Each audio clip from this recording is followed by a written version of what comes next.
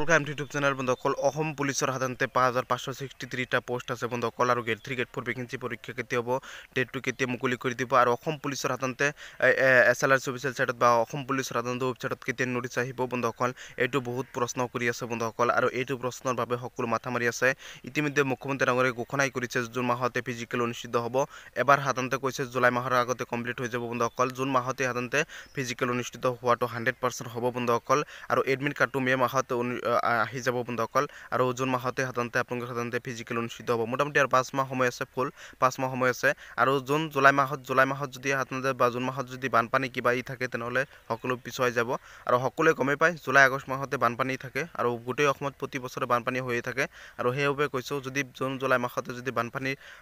এটো কোনো থাকে তেনেহলে পিছুৱাই যাব আৰু যদি বানপানী নাথাকে তেনেহলে সকলো পুৰা অনুষ্ঠিত হ'ব মই সাধাৰণতে 5 মাহ আগতে জনালো যে বানপানীৰ সিস্টেম থাকে এইটো সময়তে বা হেতু সময়তে বানপানী হয় হেবে আপোনালোকৰ সাধাৰণতে জুন জুলাই মাহতে নহব পাৰে কিন্তু মুখ্যমন্ত্ৰী ডাঙৰীয়াই কৈছে আৰু এছএল অফিচিয়েল সাইটত 3 কলে নোটিছ প্ৰকাশ পাব আৰু এইটো ডেটটো কেতিয়া ঘোষণা কৰিব আপোনাক মই এইটো ভিডিঅ'ৰ জৰিয়তে জনাই দিম আৰু অসম চৰকাৰে ইমান চাকৰি দি আছে সকলোক ধন্যবাদ জ্ঞাপন কৰিব লাগিব অসম মুখ্যমন্ত্ৰী ডাঙৰীয়াক ধন্যবাদ জ্ঞাপন কৰিব লাগিব আৰু সকলোৱে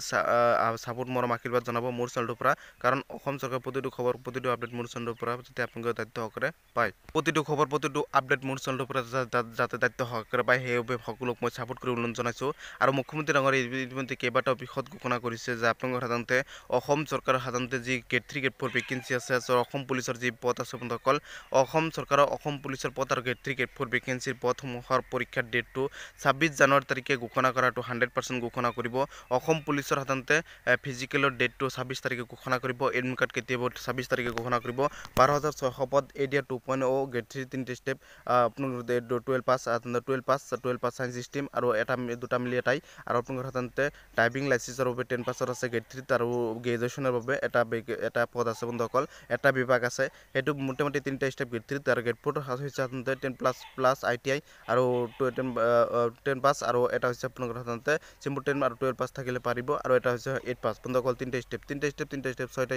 ছয়টা স্টেপ পেলি আপোনালোকৰ সাধাৰণতে এই গেট 3 গেট 4 ভেকেন্সি ইতিমধ্যে এপ্লাই হৈ গৈছে বন্ধুসকল গেট 3 গেট 4 ভেকেন্সিৰ পৰীক্ষা আপোনালোকৰ 100% সাধাৰণতে 26 জানুৱাৰী তাৰিখে ঘোষণা কৰিব মুখ্যমন্ত্ৰী ডাঙৰীয়া আৰু সকলো আপডেট সকলো খবৰ মোৰ চেনেলটোৰ পৰা পাই থাকিব সকলো সাপোৰ্ট মৰম আশীৰ্বাদ বিচাৰিছো বন্ধুসকল সকলো চেনেলটো সাবস্ক্ৰাইব কৰি দিব লাইক এটা কৰি দিব অসম চৰকাৰৰ অসমৰ প্ৰতিটো খবৰ প্ৰতিটো আপডেট মোৰ চেনেলটোৰ পৰা পাই থাকিব দায়িত্ব সহকাৰে সকলো খবৰ দিম মই সকলোক মই অনুৰোধ জনাই যে 26 জানুৱাৰী তাৰিখলৈ অপেক্ষা কৰিব লাগিব আৰু এইবোৰ ডেট আহি যাব জুন মাহতে হওক বা জুলাই মাহতে হওক জুন মাহৰ আগতে কোনো এটা পদতে ৰিটেন এক্সাম বাই টেষ্ট নহয় কাৰণ এপ্ৰিল মাহতে আপোনালোকৰ সাধাৰণতে আছে আপোনাৰ ইলেকশ্যন আছে আৰু ৰিজাল্ট দিব চৰকাৰ গঠন কৰিব অলপমান সময় লাগিব আৰু এইবোৰ কাম হাতত লওঁতে অলপ ফিল ঠিক কৰিব লাগিব তাৰ পিছত আপোনাক এডমিট কাৰ্ড দিব লাগিব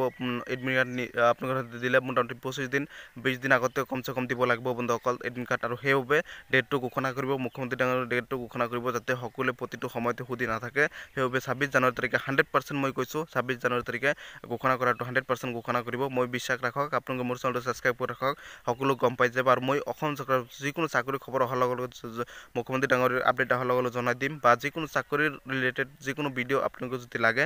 লাইভ প্ৰুফ সহকাৰে সকলো মই জনাই দিম বন্ধুসকল সকলো সাপোৰ্ট মৰম আশীৰ্বাদ বিচাৰিছো চেনেলটো সাবস্ক্ৰাইব কৰিবলৈ অনুৰোধ জনালো ধন্যবাদ সাপোৰ্ট